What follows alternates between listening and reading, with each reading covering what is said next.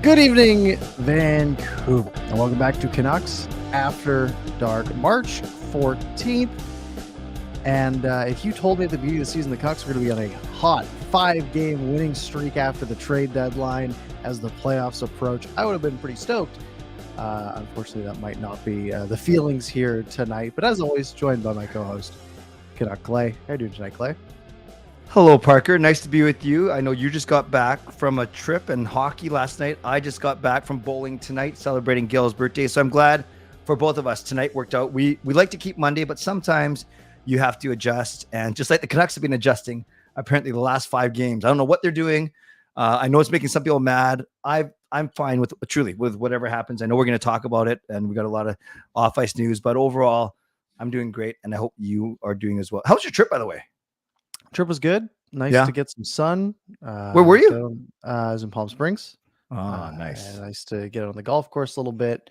And back to, I think, some warm weather this weekend, which is exciting. Awesome. Yeah, it was good to get away. Good. Well, glad to have you back.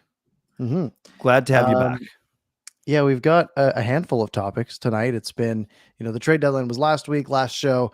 A little bit less on that front to talk about, but a couple of signings made by the Canucks in this past week. Quite a few, actually.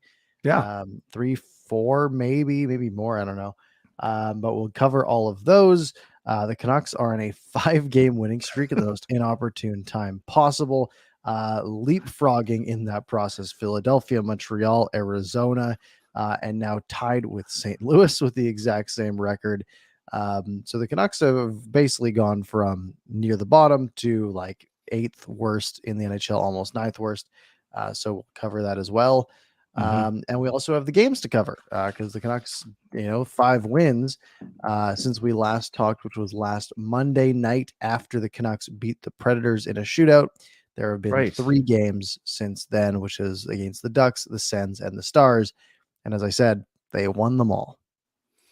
Wow. So I guess we should talk. We usually talk about the games first, and then depending on how well we remember them, that can either go long or very quickly, like it did last week.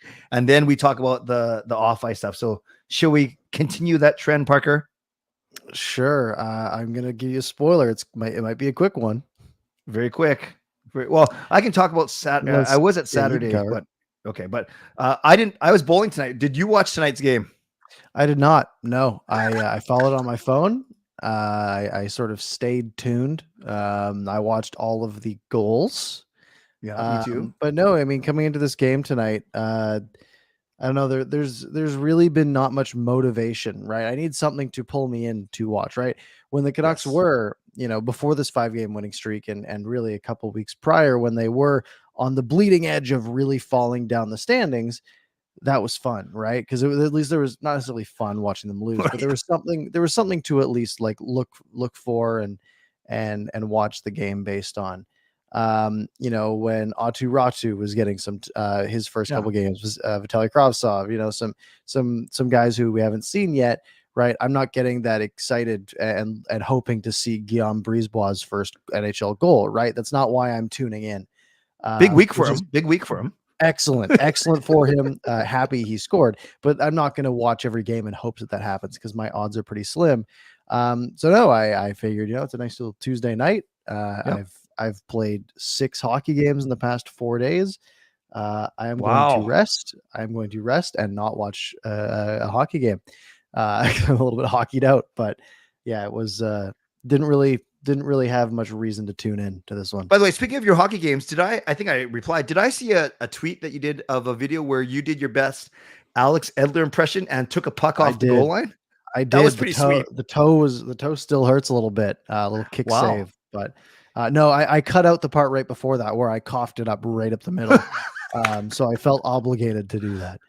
Well, it looked great. And it took me about 8 times to figure out who I was. At first I thought you're the goalie.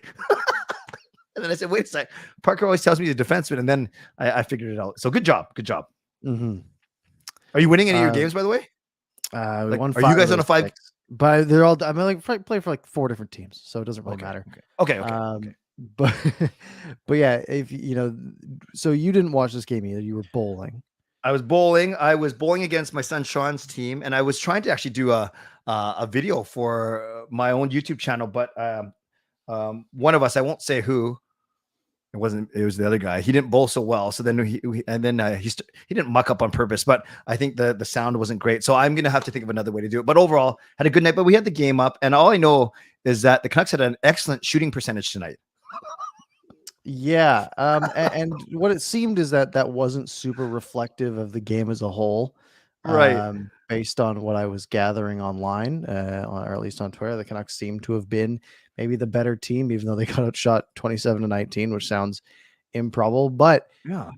and you look at the Canucks only allowing 27 shots in a hockey game, and you can almost ignore the 19-4, right? That's pretty good. But you look at, expected goals were pretty even, high danger chances were pretty even, Yeah. even with the shots that different. Obviously, the Corsi's the difference. Stars attempting 61 shots to the Canucks 37. Not a lot getting through though. As you see the Canucks with 14 blocks and I guess a lot of missed nets in that case. Yep.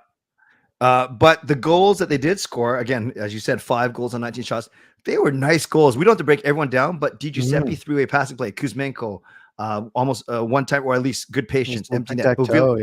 Yeah, Beauvillier, tip. Breeze ball, one-timer. Miller, beautiful pass from Besser. Besser. Unreal shot by Miller there too. Yeah, that's fair. 3 points for Besser, Parker. That's, to me, so on a game where admittedly I can't speak for you, but it sounds like neither of us watched it. So you watch the highlights, that tells a bit of a story, but then you look at the box score, and again, we don't have the advantage of watching all 60 minutes and seeing if there was, numbers were inflated, but you got to like Garland and Besser with 3 and 2 point nights respectively. That considering those two guys are, whether you want to trade them and this is good for them, or you want us to keep them and want them to play well, that's a good night for both of them. Yeah, it's I mean, Besser has been again quietly good, right? Yeah. Like especially lately, he's up to 45 points in 58 games now, right? That's good. That's a 64 point pace. Yeah. Right. Like you'd be pretty happy with that out of a guy like Brock Besser, even though, maybe he has been underperforming compared to expectations. But you look at last year, he put up 46 points in 71 games. This year, he's up to 45. He's not scoring. He's not scoring, but he's turned sort of more into a playmaker, which has been good, right? He's up to 33 assists on the year, which has to put him, at least somewhat close to the top of the team. I don't have the stats. Actually, I do have the stats in front of me. He is 4th on the team in assists, which, is pretty good. Minus 22 doesn't look good, but I think a lot of those were early in the year. Yes. But I mean, wait, he's minus 22? Yeah. That part's not great. But he's been fairly decent as of late. Yeah. So I know there's a really good feature on him in the province. I didn't read the whole thing. Was it the Province Athletic where he's talking about some of the mental grind it's been for him? And so we know, Parker, that he's a very popular player. We also know that contract's pretty tough looking, 6.5 or 6.6 for another 2 years. So it's tough. I think a lot of people want to keep him. A lot of people would love to see us recoup assets, but you think the eye test says his trade value is not that high, but then you look at the stats that you just rattled off, and he's actually been a quietly productive player. So who knows? It's just another storyline to follow this year.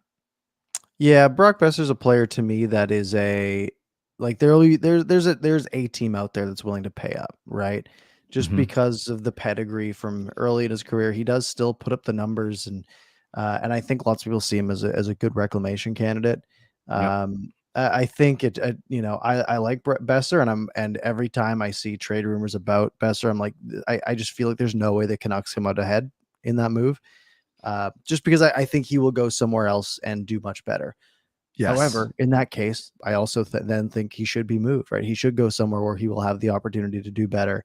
Just from a personal standpoint, and you always want the best for the players, and if that's not going to be here, at least maybe the Canucks can recoup something in that case. Yep. If you had to only keep one, including contract, everything, you keep Besser or Garland. If you can only keep one, I think I keep Besser. Me too. Garland I had a lot of high expectations for when he came here. Last year didn't feel great. He did put up 52 points in 77 games. and then this year he's taken a step back from that and just has felt. There's just like almost no impact seemingly, like night in, night out, and you can look at the underlying stats, and I think they're pretty decent for a guy like Garland. But man, every time that there's just, it feels like there's nothing happening with nothing being generated with him on the ice. Two decent game, obviously 2 assists, the primary one to Kuzmenko, and then the secondary one on the beautiful pass from your guy Niels Oman. You must be enjoying this a little bit, or more than a little bit. I am Niels Oman up to 12 points on the year in 52 games. That's like a 20-point pace. Yep. That's pretty good, right? I think he had a pretty rocky. Yeah, I think training camp was excellent for Niels Oman. He had a pretty okay very beginning of the season, and then really sort of stagnated. And then of course he gets sent down the day my article is supposed to drop, which is just hilarious. And he's come back and been pretty good, right? Like this fourth line that the Canucks have been icing has actually been pretty solid, right? Of like Niels Oman is being impactful, which is great to see. And the crazy thing is, Parker, they're using it as their third line technically, because they right now it's they because kind of have 3 third lines, it feels like. That's fair because, and then when you look at true centers, you have Petey and Miller, and then there's a big drop off. Obviously Oman, I think he's best suited for a fourth line center, but when you have Sheldon Dries, Dries is center suited for a fourth line center. Exactly. So Dries is centering the 2 Russians, whereas Oman and Joshua, they being like a pair, and they have Garland on their side. So those 2, they're getting the lion's share of the minutes compared to the 2 young Russians right now. Right. And that makes sense. And you have to think, with the Aidan McDonough signing, which we'll get to, if he does come in and get some playing time this season, which you have to think is probably in the cards, which one do you pull out? Do you pull out Niels Oman? Do you pull out Sheldon Dries? Do you pull out someone else and shift someone over? Maybe put McDonough on the wing, right? I think he's listed as a center. McDonough in some places and listed as a winger in others. So I think he's been playing more wing this year. And again, we'll get to him. But in that case, maybe you're pulling out.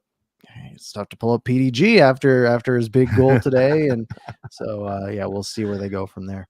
And all these guys we're mentioning either have new contracts or actually they all have new contracts. We'll get to all of them. By the way, the Canucks under Rick Tocchet, 11-7-2, Parker. That is 24 points in 20 games. So a 98-point pace. Yeah. Did you figure that on your head? I just typed it in. Okay, you're fast. Like in that case, I mean, Bruce called it, right? Yeah, he said the schedule's getting bad right when he was let go. But let's be real. Would a Bruce Boudreau led team be 11-7-2? They did it last year, right? Yeah. So look, I think there has been a new coaching bump. I think it has really impacted a select few players. The obvious ones being JT Miller. Maybe, obviously we don't have much to go off before, but maybe Anthony Beauvillier is just really good under Rick Tocchet, as he puts up another goal tonight. I think there was so much drama going on with the team that I think there's been too many variables to stick it on the coaching change, right? You look at all the things that went down this year, of just the rumors of Boudreau not being the guy from day one of the season, right? Will he or won't he make it the whole way of the season? Won't they extend him? And that was going into the off season. And then obviously all the, front office drama that we had all year with, Rachel Dory and human rights complaints, like all this. Like there's been so much stuff clouding the team all year long, and it's like, okay, well then they make one coaching change and they play in a worse schedule and they start to look better, but who knows if that's actually the reason behind that. That's fair. No, I hear what you're saying. Okay, so the jury's, we don't know, we'll never know for sure what Boudreau would have done, but you're right. Boudreau did call it. He basically said he wasn't he was smart not to figure out why, in his eyes, they're making the coaching change when they did. All right. Any other thoughts about tonight's game? Demko, another 2-goal performance. The guy's pretty solid. Yep. He's not good for the tank. It is fun to see Matt Murray get lit up by the Vancouver Canucks. Yes. Color me surprised when I see that name in net for the Dallas Stars. I was a bit confused. What the heck? It's a different Matt Murray. I think this is his first NHL game. Yes, it is. Or his second. No. His second. He played March 2nd against Chicago. I was really confused. I was like, wait, isn't Matt Murray on Toronto?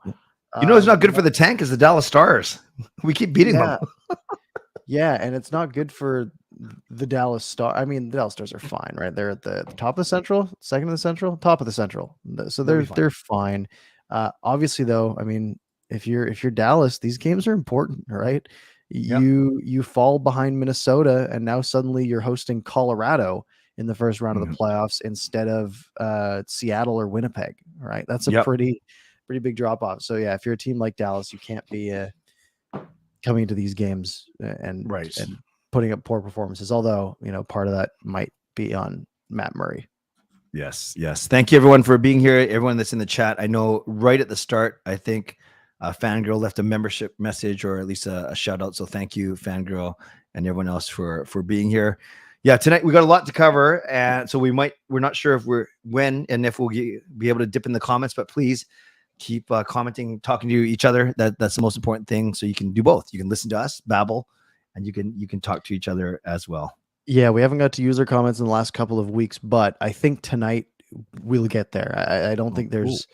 I mean, we're looking at we're going to talk about a bunch of minor contracts. Like there's going to be we're going to get through them, I think, fairly quick. Okay.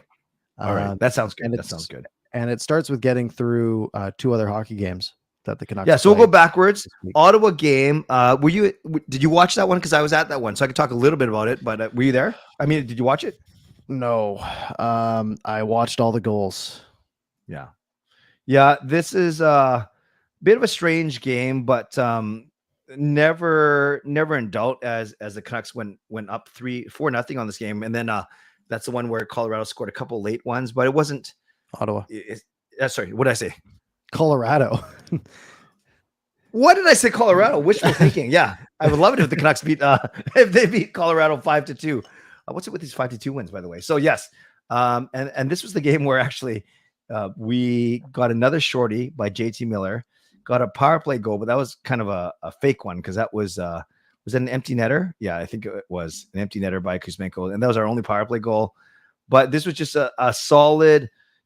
I was there with Gail celebrating her birthday, Parker, and I forgot that Jacob Chychrun played for Ottawa because he actually wasn't that noticeable. None of the Senators were noticeable except for Tkachuk, who was mad at everyone, it seemed like that night, but he's always mad at everyone. Him and I think I heard him and Tyler Myers had a fun night with each other. They had to do for sure. So Miller with 2 points, and Joshua and Oman. That's what I remember. Those guys, and then Kuzmenko, another 2 goals. So what a great story. But we don't have to talk. This is already 3 days old now. But Ottawa, they're out of the playoff picture, but at least they had a chance. That this game certainly did not help them at all. No, yeah, it's such a tight wild card race on the eastern side, right? I mean, Ottawa's still only. I mean, I guess they're 6 points back now. They've lost 3 in a row though. That's the killer, right? You have the Islanders and Pittsburgh both sort of struggling. At least the Islanders struggling a little bit after the Horvat acquisition. And Ottawa had their chance and has sort of let it go here. Still a fun team to watch though, with Tkachuk, DeBrincat, Stützle, Batherson, Giroux bringing some Pinto, and on D they're getting a little bit better. They have Shabbat and Chychrun, although they still have Travis Hamonic. But overall, they're a decent team to watch. But the Canucks, they handled them pretty easily actually on Saturday. So yeah, that's it. And that's one of the trends in these 5 games, right? Or even in all the games lately, like they've been hanging with decent teams. They've lost to some bad teams, but they've also been hanging with some decent ones. And the Leafs game was a big indicator of that. Although that was really the 2 shorthand. That was a very even game. That the Leafs were probably the better team, and then they got killed by those shorties. And then they also get to play teams like the Anaheim Ducks, who are not good, sitting nicely near the bottom of the standings and have a real chance of getting down to the bottom, as I think San Jose and Columbus went to OT tonight. Columbus just won it. So that moves both of them up a little bit, brings Anaheim down almost. And they go to OT in this one. But I'll let you take this one away. Are we Canucks Ducks now? Canucks Ducks. Yep. Okay. Thanks. Early goal by Anaheim by Troy Terry. They got, speaking of exciting players, they got Terry, they got their Zegras, so they're not bad. Then JT Miller, a shorthanded goal. I can't remember this now. We've had so many shorthanded goals. This is the one where the goalie tried to play it. Pettersson stole it and played it beautiful to Miller. Beautiful play. Then Kuzmenko. Man, you might remember these better. I don't remember any of these things. Scored so many goals lately that it's hard to remember them. This is the one where he sort of went in tight and it sort of just chipped past the goalie. It was a weird one in tight on the left side. I don't remember the McGinn pass across by Beauvillier though. Okay. And then I do remember in overtime, JT Miller just kind of takes the puck casually in his blue line. Oh, some atrocious defending. Yeah, and no one checks him. Terry. Honestly, man, it looked like one of his shootout attempts. yeah, he just came wrong side, but just came in and just took a shot and it was in. He's got such a good shot. He's got such a good shot. His shot has been unreal lately, and especially, the goal tonight, right? Like sort of off the toe of his stick, and he just put it bar down. Miller has been on a heater lately. Yep. So this was game number 3 of their 5-game win streak, and man, that was basically 6 days ago. So I don't remember it that well. I didn't watch this game. I only watched it last period. So anything else to add? No, not really. Just looking at the standings, right? If the Canucks lose 2 of those 5 games, they're back tied for 28th instead of at 25, or sort of tied for 24. Right? It's there's a lot of picks getting jumped here by the Canucks. And if the season were to end today, they would pick 8th. Again, that's just because St. Louis holds the tiebreaker in regulation wins. But there's a bit of a gap, right? The Canucks have sort of gotten to the top of this gap, right? This grouping. There's St. Louis, Vancouver, and then there's a 6-point gap to Detroit. So in theory, if the Canucks just sort of stay the course and not go on runs like this, the worst they can do is around 9th. And then obviously the draft lottery could theoretically shift them down 2 spots, but that's super unlikely. Maybe 1. But they could go on a little losing streak and drop 4 spots, right? So it's kind of they sort of moved themselves up to the worst case in this group. You're right. There are there's 2 tiers. There's the sucky tier of Columbus, San Jose, Chicago, Anaheim. So the 2 C teams and the 2 Pacific teams. And then there's the second tier that the Canucks are right at the top of with St. Louis, of Arizona, Montreal, and Philly. So those 9 teams, 1 tier of 5, 1 team of 4. And then you're right. There's too big of a gap jump to the next tier of Detroit, Ottawa, because those guys still have faint playoff hope. So I think Canucks fans, let's be realistic. They're not going to go rattle off the last 16 games of the season to win, but they could win more than they lose. So they're going to, as you said, Parker, I think we should be prepared to be in that 8th or 9th last spot, as opposed to when we were flirting with the bottom 5 just 3 weeks ago.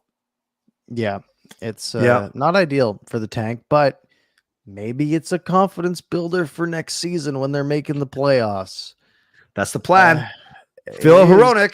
It sure is the plan. And it's, that's the funny thing. I'm going to do this all again this offseason. I'm like, oh, they can make the playoffs. Oh yeah. They'll pull something out. Yeah. And we'll be hurt again, most likely. Didn't we both say 3rd in the Pacific? Probably. I think it was a 3rd, 4th, somewhere in there. That was a good one. It's not like we were super optimistic, like that's not crazy. Oh man, that's but I guess we spent 20 minutes talking about games. We should probably spend 15, 20 minutes talking about some, like there's been 4 signings, I think 3 or 4 signings, right? Yeah. And part of that, I just want to mention, this is of course the first, the Canucks hadn't won more than 3 games in a row this year. And now they're at 5, which is funny. Okay, let's get some names, some news, and let's start with the biggest one, and that's Aidan McDonough. Yes. Aidan McDonough, drafted 7th round in 2019, so almost 4 years ago now, by the Canucks. Went after he was drafted to Northeastern University and has been quite productive there, putting up, his first year there, almost a point a game, 27 points in 31, then 20 and 21, then 39 points in 38 games, and this year 38 points in 34 games. So he's not been putting up like a drastic increase in points. Like sometimes you see, especially in like junior, more so than college, I think. Yeah. But has been a pretty highly touted, one of those college free agents, as in his rights expired this year. And that's sort of the case with any player who goes to college and does a full 4 years after their completion of the 4th year. I mean, his season ended just a couple of days ago, and theoretically he's, 4 months away from being a free agent. So he has the ability to say, no, I'm good. I will pick where I sign, which is scary, right? And maybe that scares the Canucks into making a trade, but they do sort of hold strong, and they do sign Aidan McDonough to a 2-year entry-level contract, and that will include this year, I believe, unless he doesn't play, and then I think it would slide to next, if I'm not mistaken. So what usually happens in these scenarios, and we'll get to the player shortly, but what usually happens in these scenarios is, as part of the way to entice the player to sign with your team instead of choosing where he goes, you say, we'll sign you now and we'll slot you into the lineup before the end of the season, within this next month. It will burn a year of your entry level contract, getting you closer to a real contract that isn't, standardized by the NHL. It gets you real NHL salary for those games, something like $9,000 a game, right? US dollars. That is big for someone graduating college. And usually that's enough to either persuade them, or that's sort of all you can offer them at that point, other than maybe ice time. Right. So that's what the Canucks have done with Aidan McDonough. And that's a key point about burning that year, because he's old already, he's 23 years old. He doesn't even get a 3-year contract. As you mentioned, he gets a 2-year contract. So technically this year is his first year. He's got to play a few games, and then next year, his second year. So by the end of the 23-24 season, he's already, as you said, ready for, he's still an RFA, of course. He's only 2 years in, Right. But yeah, then you control him, but he can start making big boy money, as you said. And then, so that's why he gets 2 instead of 3. And he's one of those weird 10.2 C's where he's got no arbitrary arbitration rights, and you can't, not to worry about this, and no one can offer sheet him. So this was like a Quinn Hughes, not like a Pettersson, but more like a Quinn Hughes. And that's also good news for the Canucks. Right. I think Brock Besser was one of these as well. Yeah, that makes sense. That makes sense. As a nice throwback.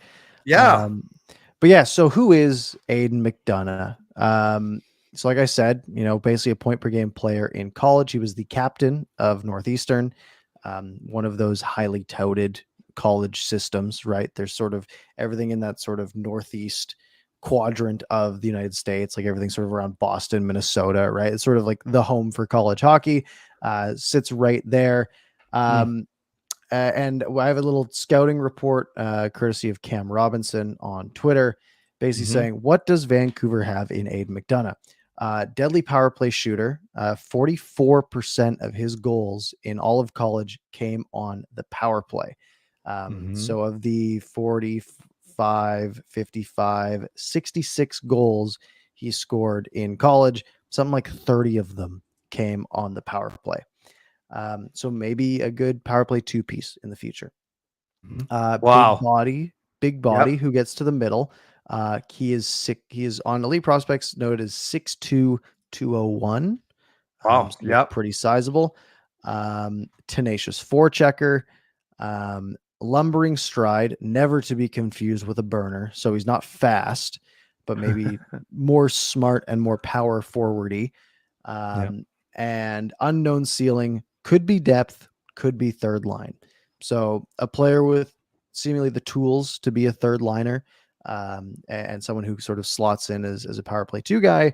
But he's not going to end up being most likely like a star in the making. Right. He was a 7th round pick, keep in mind. So for this player to get, like 200 NHL games in would be a success for a 7th round pick.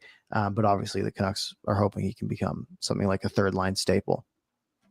Canucks have a good history with college players, whether they're drafted like a Quinn Hughes, obviously, or Besser, or get to the team somehow, like a Tanev or a Stetcher. So there's been Godet, maybe not so much, but there's been some decent success with college players. And I saw a stat, Parker, that if McDonough ends up playing meaningful games for the Canucks down the road, that will be four players from that 2019 draft: Podkolzin, Hoglander, Seelovs, and him. So that would be pretty good haul from one draft, and in fairly short order too, right? And like 4 to 5 years is a long time, fairly, but I mean, the Canucks accumulated in that 2019 draft some late round picks, right? They had 3 6th round picks. One of them turned into Artur Seelovs. They had 2 7th round picks, and one of them is Aidan McDonough. They didn't have a third because, of course, they traded that away. Right. But yeah, it's sort of goes to show that the more lottery tickets you have, sometimes guys do, come in that 7th round. You look at the 2019 7th round. There's already 3 players who have played NHL games, right? Who else? The other ones are Juuso Parssinen with Nashville. He's played 42 games. He has 23 points this year. Wow. And Raphael Harvey-Pinard in Montreal, who has 13 points this year in 27 games. Wow. And, so both those guys are Puustinen, wow, who has 1 point in 1 game. Wow, that's good. That's a good ratio. Okay. So McDonough, I like what you said about him.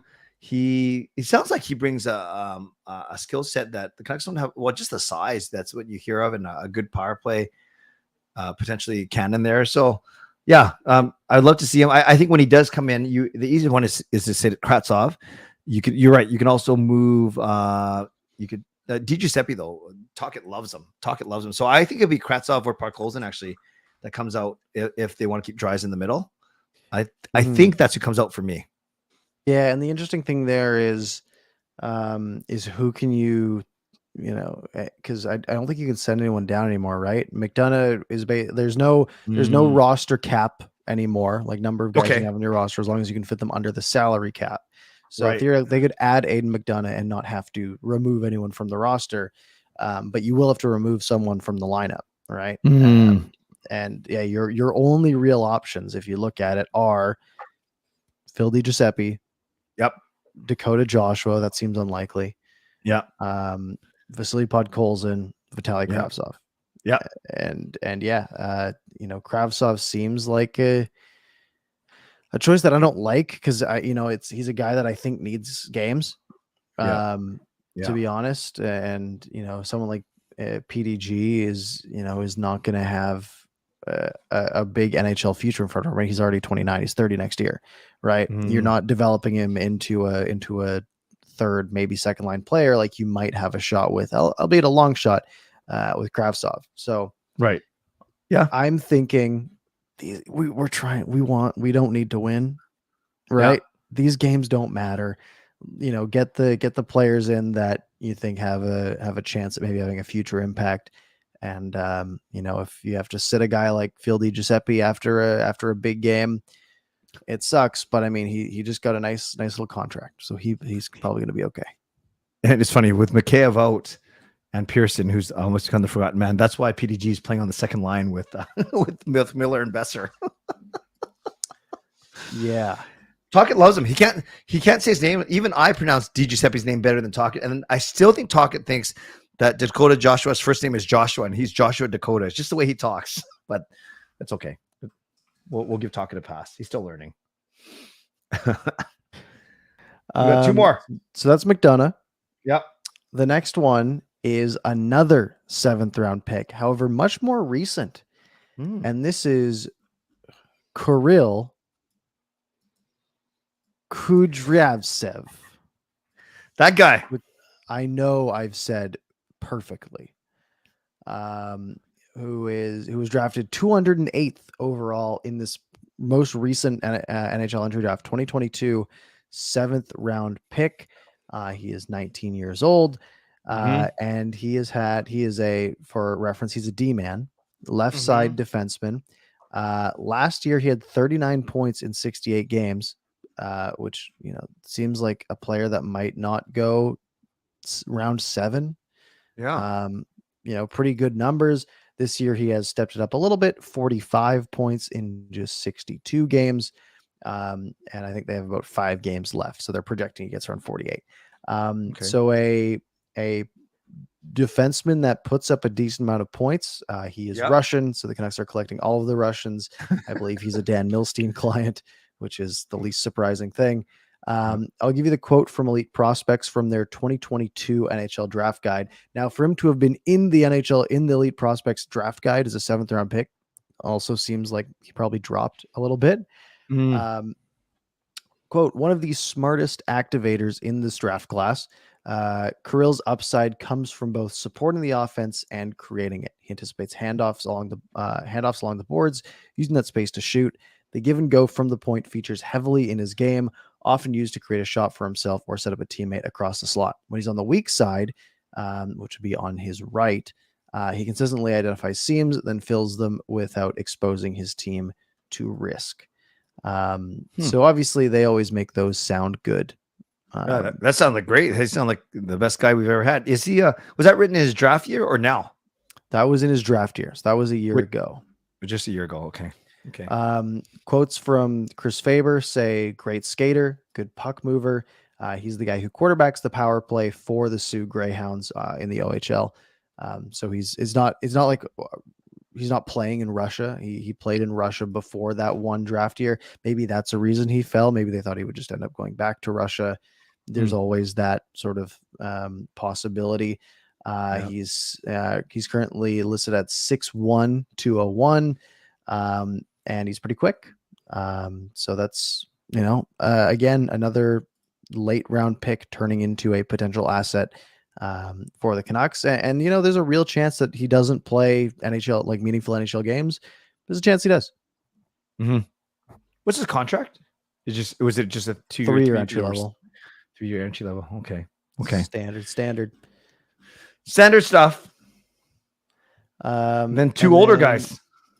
Yes, and we'll start with PDG, Philip Di Giuseppe, 2-year, 2-way contract. If I remember correctly, and I might be able to pull it up here, it is $775K for 2 years. And it's a 2-way contract, but his AHL salary is still $500,000 a year, so guaranteed at least $500,000 a year for the next 2 years. So I did not know that. It's a very player-friendly 2-way contract, and it's one of those ones where it doesn't impact the cap at all, but it's a nice thing to do for players who have been pretty good for you as an AHL/NHL player. So 2 years. Parker, what's that rule about bearing cap again? You explained to me before. Basically, when you send a player down to the AHL, it's up to a maximum of a certain number. I believe it's around 1.1 million you get as cap relief. Which is why sometimes you'll see teams sending down players that cost more than, that number instead of cost less than that number, because you can get more cap relief. So since his contract is less than about 1.1 million, it's complete, you sent down to the AHL and there's no impact on the cap, even if he does make, that full amount in the AHL, or in this case, about 2/3 of it. Right. Where if you sent somehow a $1.5 million guy down, right, you would get the relief of about 1.1. I see. And then that you'd still be on an overage of about 400K. Right. Okay. Thank you for explaining that. Okay, that makes sense. Yeah. That's good. I didn't know that his downside or the AHL contract was that much, 500. So that makes sense then why he's signed it. And you'll see that, more so for veterans, right? You'll see, like, if you look at an entry level contract, it's like especially the higher level ones, like, you make $950 when you're playing the NHL with bonus opportunities. Yeah. And when you're in the AHL, you make $90,000 a year. Right. And you're riding the bus, and and you're playing in these tiny little rinks. It's a big difference. So, when you have guys that like a Phil Di Giuseppe, who you're looking at and you're saying, okay, well, we want this guy who is a point per game player nearly in the AHL for us and can come in and fill in on our fourth line when we need him. That's a valuable piece to have, and they reward him that way. Do you, I've liked him a lot since he's been here. He seems like I don't know if he says as Swiss Army knife is the right way to put him, but you could put him, he's playing as high as the second line, but second, third, fourth line on the wing, and you kind of don't have to worry about him. He's pretty low maintenance, I think. Yeah. He's not very flashy, but he's but he doesn't need to be, right? Yeah. Okay, so that's Giuseppe. So just a standard, 2-year, 2-way contract, as you mentioned. And then the other guy who scored a goal, but his first goal of his career tonight, Brisebois. Guillaume Brisebois. Let me see if I can pull that contract up here. Sure. Brisebois.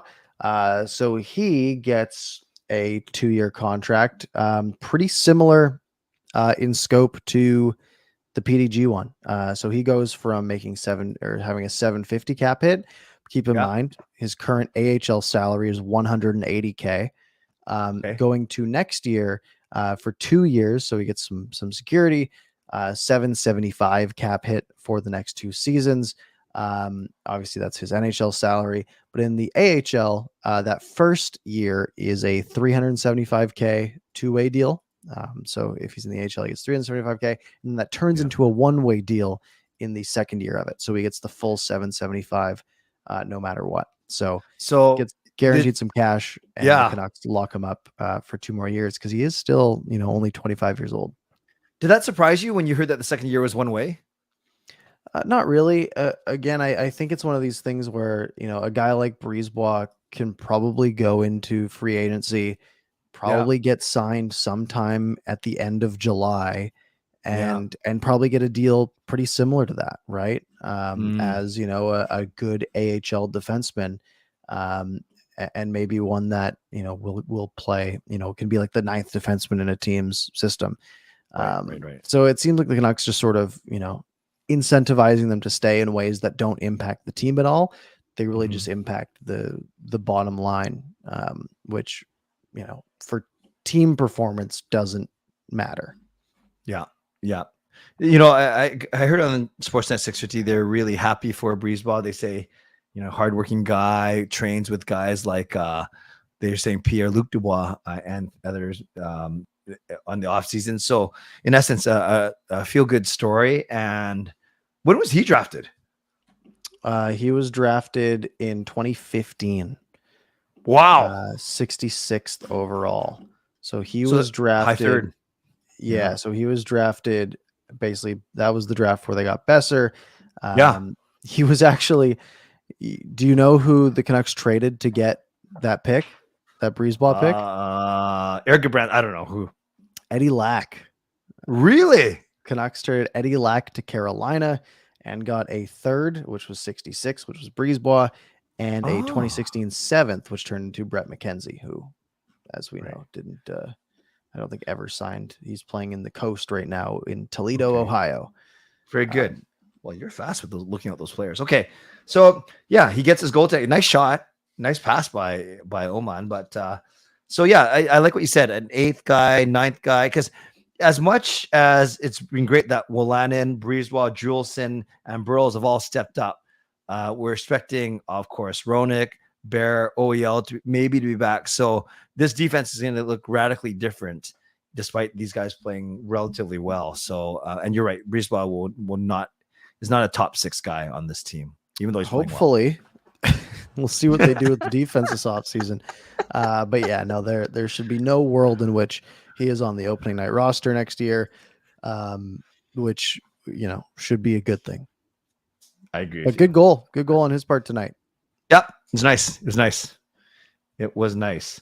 Okay. So we got through 3 games. We got through 4 contract signings. Any other big news before we go to the people for a few minutes? What else? No, I want to run the Miller quote from today by you. Sure. And get your thoughts on that quote. Okay. JT Miller, this wasn't too fun of a place to be in the beginning and mid part of the year. It just moved.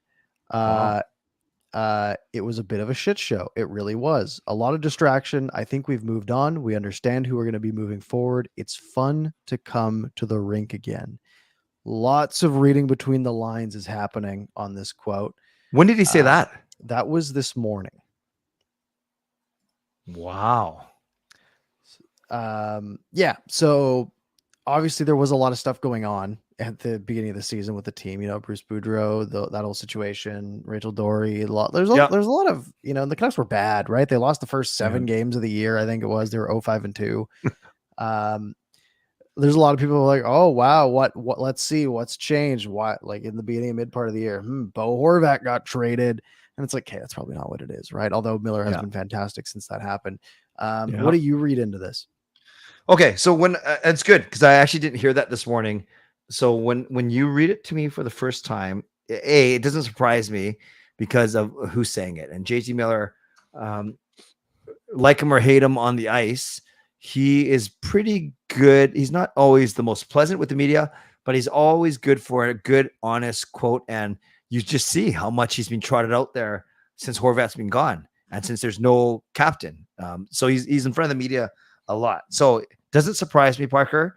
And I think, my first reaction is not even giving him the benefit of the doubt, man. It's just simply, to me, that's a reference to both what happened off the ice. You're right. Rachel Dory, Brock Besser on Hockey Fights Cancer Night, almost being a healthy scratch. The Luongo Hall of Fame versus Jersey, Jersey retirement versus Ring of Honor. So there's all these little things that Rachel, I think I said that, all these things that were happening in November, December. I remember we had all these things to talk about. Then the Tanner Pearson injury. So there's always something going on, not to mention, of course, the biggest one, Bruce Boudreau. So that's all off the ice. On the ice, whether there was any truth to the rumor that him and Bo weren't the best of friends, maybe that coincides with more responsibility, taking more ownership, and the Canucks playing better. Demko coming back, I think, is massive. We barely touched on it, but that's such an equalizer. So I say his quote, Parker, is laden with both off the ice things and on the ice things, but I don't read into it any shot at Horvat. Yeah, and a lot of the sentiment is around, the front office being such a mess early in the year, right? Yeah. And a lot of people online, sort of equating that to like, when you go to your job every day and you look at the executive group and they don't have a real plan in motion. It seems to be a real, there's all these like news stories coming out about them, and there's going to be some, it trickles down in ways for sure. And there's all the news stories that came out, and even like, especially, Bruce Boudreau, the way that was handled for the first, where you sort of 1 foot out the door for 40 games essentially. Right. Yeah. So I'm sure that's the big part of it, right? Basically saying I agree. there's, and there's no pressure really now. Right. They're not making the playoffs. They're just going out there and sort of freewheeling on their new coach and trying to impress him. That, I think it's an interesting quote. I just wanted to run it by. No, it's a great point, Parker, about the Boudreau thing, because everything that we referenced, the 4 or 5 other things, Dory, Luongo, Besser, Pearson, those all things kind of got blown up here in Vancouver, but didn't make waves across the league as much as Boudreau's plight did. And that's maybe because he's so likable and well-known. And you're right, it was such a gong show. That was the one that really made headlines, but for the wrong reasons. And it was painful to see that happening, basically being the laughing stock of the league for those 2 or 3 weeks. So yeah, I agree with you. All to say, I agree with you that that's likely where the basis of Miller's comment, but still, don't you think he'd be the only player that would actually come out and say it like that? When you look at everyone else on the roster, I don't think anyone else would say it except for him. Yeah, I think that's fair. He does have a way with words. Even the shoving match he had with Shen on the way back to the tunnel after an intermission somewhere, just little things like, and then it's funny. It's funny. Yeah, funny guy. And then with Anthony Beauvillier scoring their goal tonight, that widens the gap between Bo Horvat and Anthony Beauvillier. What's the gap now? Trade went down. Both have played 16 games. I'm assuming yes, it has added in this game already. Both have played 16 games. Bo Horvat has 5 goals. Beauvillier has 6. Bo Horvat has 4 assists. Beauvillier has 7. So it is 13 points for Beauvillier, 9 for Bo Horvat. Both players are a -1. Horvat has 6 penalty minutes already. 3 power play goals for Beauvillier to 1 for Horvat. Horvat has a shorthanded point. All to say, Horvat hasn't really been the key to the Islanders' improvement. They have stepped their game up and found their way into a playoff spot. But yeah, this trade's looking kind of interesting still. Yeah, you're right. The Islanders, it'd be a lot different if they were sucking in 3-6-1, but they're 6-3-1 in the last 10. You're right. Mm-hmm. They are holding off Florida for that last wild card spot. I'm just trying to look at what Horvat's, what his game log has been like recently. Yeah, it's been 1 point in his last 5 games, a -4 over those games. Wow, he's playing a lot of minutes, 23. A lot of minutes, and he's winning almost 60% of draws, which is on brand for him. So I'm sure that's a helpful piece. But seemed to not be at the same level as he was here. Imagine if there's a day, Parker, whether it's at the end of next season or 2 years from now, where everyone, including me, saying, "Oh, I can't believe they picked Miller over Horvat." Imagine a world where that turns out to be the right choice, given how maligned it was. And I know we can't judge that till year 5, 6, 7 of Miller's 7-year contract. yeah, that will always be a hindsight thing. I mean, Miller's been very good lately. And I think Miller has been really a big piece of the lifeblood of this team over especially these last 5 games. Again, I have no problem with JT Miller. I have, I think he's a fantastic player. And honestly, I think his contract is decent for the beginning portion of it. Again, as we've said our whole time, the problem is timeline, right? Is this team good before he's 34 years old? Who knows? Yeah, but you're right. He's playing well, and I got to go look up that quote. Thanks for bringing that up. Wow, fascinating. But like I said, he's the one guy who would say that. Don't see Hughes saying that, or at least not in those words. No. All right, folks. Now is probably the time. We got about 5 to 10 minutes left. Now is the time to get your comments. I said we'd get here. So give us your takes in the comments, any questions that you have, thoughts that you have about the Canucks, or really any team in the NHL. Will prioritize the Canucks related one or ones. But now is the time to start those questions. And there have been some, so I'll scroll up and see if I can catch a couple. Sure. Nail this one while you're doing that. Quick one. What jersey number do you wear? Primarily 4. Ooh, any influence there? It's a good D number. Yeah. I think, my family's worn 4 typically. So. What, everyone plays hockey in your family or what? My dad, my uncle both wore 4 growing up. Nice. That's basically it. Very cool. Very cool. Not seeing a ton scrolling up. Just good conversation. Okay. Yeah, great conversation. But let's get some questions in. We'll nail these. Peter says, "Can we trade Parker for McDavid?" I think you got to throw in more for McDavid than that's more for Parker, such a lose-lose. It makes the Oilers way worse, and it probably makes this podcast way worse. Yes. I don't think McDavid could. No, he's not the most energetic personality. Let's say wouldn't be able to carry him. That's true. Well, hey, friends, there are 100 of you in here. You got to have some questions. We're giving you 5 minutes here, and we'll just nail them. There are people saying that the Canucks could go 21-0. So 16 plus the 5. Yes, right, and that would take them to 95 points, I think. Wow. 16 games. There's 16 games left. That's 32 points. They're at 63. That's 95. Yeah. Folks, let's buy in. Let's do it. 20. What's 21 games when you already have 5 of them, right? It's only 16 more. You're already like 22% of the way there, or whatever the number is. I mean, following Last Resort's comments, he's very optimistic, very positive guy. or gal. If Demko is back to being Demko, what do we need to make the playoffs next year? Also, I believe in 21 straight. Well, we'll talk about the first part because Parker just mentioned the second part.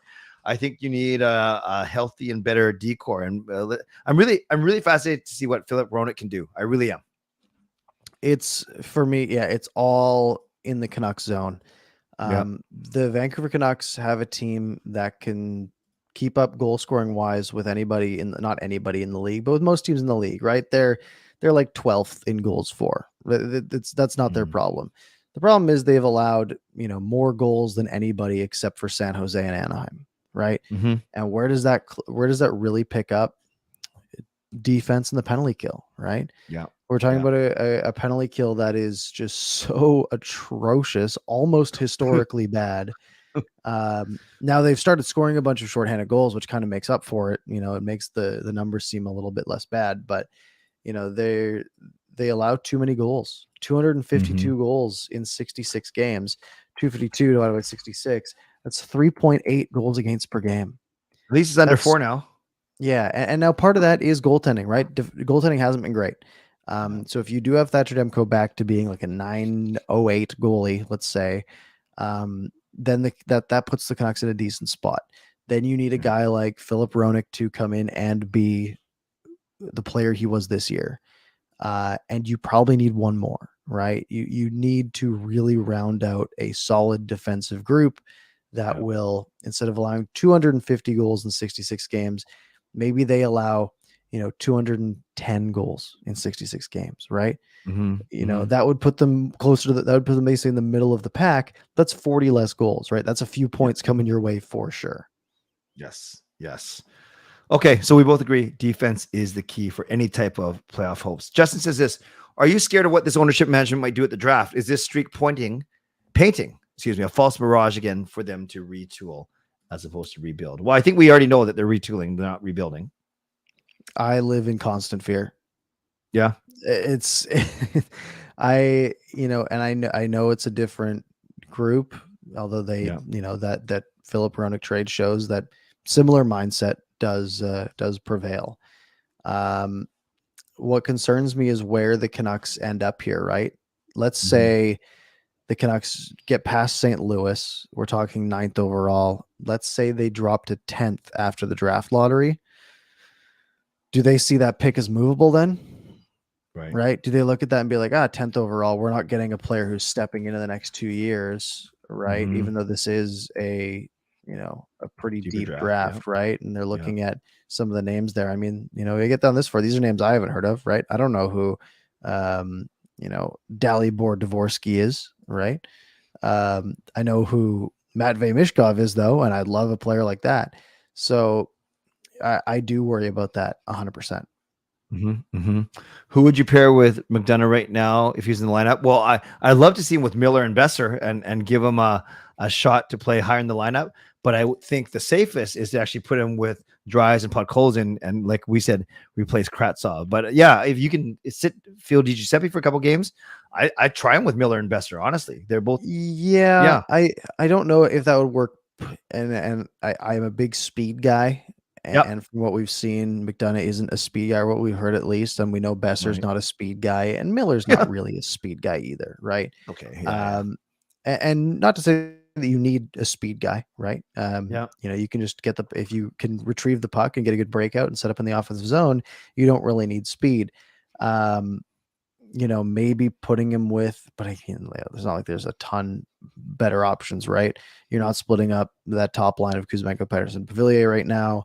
Right. Are you going to put him with, Oman and Joshua? That seems not inspiring. Yeah. There's not really any great options, but nope. If you're going to pull PDG out of the lineup, the way that Joshua and Oman pairing has been, especially lately, I think you just try to mess with as few lines as possible. Yep. I agree. So yeah, maybe PDG or maybe Kravtsov then. Edmund asks, would you be okay if management does buy out Ekman Larson? I'm assuming he's saying this offseason. Right. I'm okay. I looked at the numbers. I think I've told you, Parker, at first it's because I was lazy. I didn't look at the numbers. Then when you look at it, isn't next year's like buyout? Isn't the salary like 150 grand or something? And then there's a couple years at 2, a couple years at 4, which are bad, and then it goes back to like 1 or 2. So it's not great, but it's not brutal. Yeah, if you buy it out now, you save a lot of money next year. Right. If you buy it out this offseason, you save $8 million next year. Wow. And like you said, yeah, his cap hit's only about 150K. Then you save about $5.5 million the year after, then about 3 million, and then you're on the hook for about an extra 2.5 for the last 4 years. Right. So in reality, it's really not that bad, right? Yeah, especially when the cap's going to be bigger in 4 years from now. Yeah. Of course, however, I get it. You push it, right? You push it to the following year, and then you only obviously have the 3 years of penalty, and then you save $6 million on the cap in 2024-25, right? Mm-hmm. And maybe that's when you're gearing up, right? The Canucks aren't winning the Stanley Cup next year, right? They aren't? I highly doubt it. So do you want to, because you get the most savings the moment you do that buyout, right? Yeah. So do you want to just hold off until until like it's time to pull the trigger? That's sort of the option or the route that I would go, unless it's preventing you from retaining a key piece. Right. Yeah, because you're right. If you delay by a year, then is extended by 2 fewer years. So yeah, that's a really good point, actually. Mm-hmm. But yeah, whether it's this year or next year, I'd be fine if they considered it. Yeah, they don't sell it to me. Yeah, I don't think there's really a wrong call here. Yeah. You can sort of completely take the player out of it, because I don't think it's really impacting your lineup whether he's playing or not. Yeah, right. I agree. So it's sort of strictly dollars at this point. Yeah. Yep. Christian Wolanin all the way. Yep, he has been good. He has been good. Let's see more Christian Wolanin. More Wolanin. Is his contract does it expire? I believe he's a UFA. Yes. Oh, get that done. Get that done now. Only 27. Yeah, you're signing Breezeball. Why can't you sign Wolanin? Yeah, he's 27 years old. Yeah, his contract does expire at the end of this year. Okay. Yeah, get that done, because he's been pretty solid. Get it done, Patrick Alvin. Yeah, he's a +6 in 11 games. He's good. And he put up 55 points in Abbotsford after only putting up 18 in the AHL last year, right? Like he's taking a big step. And he was great in preseason too. I remember we were all surprised that he didn't. Yep. Let's get it done. Get it done. Get it done. All right. Is that where we want to wrap up?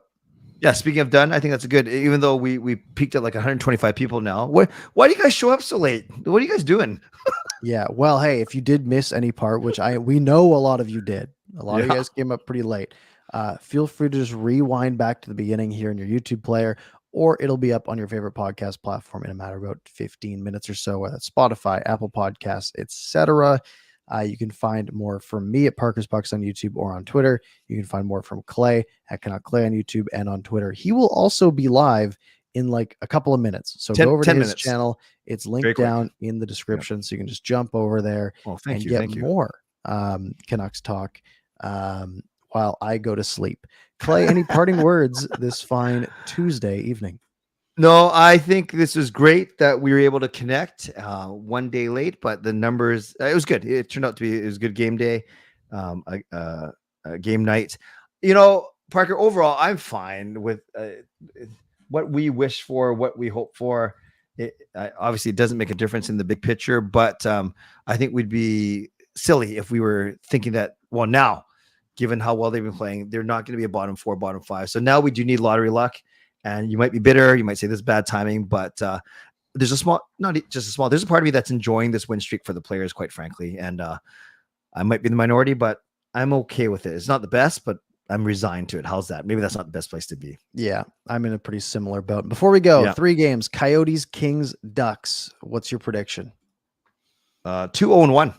2-0-1. 3-0, 8-game winning streak to make it the full 21. There we go. Canucks make the playoffs this year off of Thatcher Demko with 10 straight shutouts. Yeah, What are we Canucks have doing? Canucks have a tough back-to-back here. Saturday at 7 into Sunday at 5. Kind of a weird one. But we should be back, I assume, Monday, March 20th at 10 p.m. No game. Yeah, let's do it. So, folks, make sure to hit the notification bell, hit subscribe, hit like, do all that good stuff. And we will catch you in the next one. Have a good night.